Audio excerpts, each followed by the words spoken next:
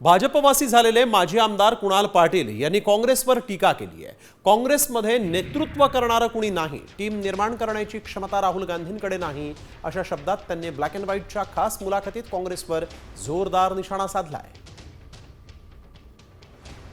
राहुल गांधींच्या कोर टीममध्ये जाण्याचं सौभाग्य तुम्हाला मिळालं होतं। युवा नेतृत्व तुमच्यासारखं जे राहुल गांधींच्या टीममध्ये पोहोचण्यासाठी धडपडत असतं, तुम्हाला ती अनायासे संधी मिळाली होती।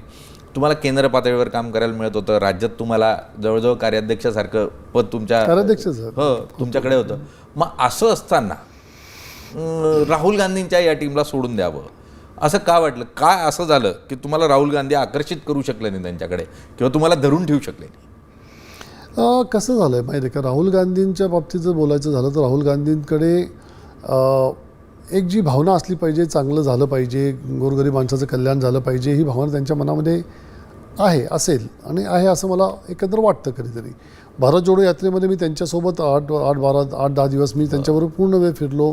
एका जिल्ह्याची जबाबदारी माझ्याकडे होती, तेव्हासुद्धा मी त्यांच्यासोबत होतो। राहुलजींनासुद्धा असं वाटतं की चांगलं काहीतरी घडवायची आवश्यकता आहे। परंतु काँग्रेसमध्ये पूर्वी जी एक पद्धत होती, एक थिंक टँक असायचा आणि जो हा सर्व गोष्टींचं नियोजन करायचा। एक माणूस सर्व गोष्टी घडवू शकत नाही, आपण लक्षात घ्या।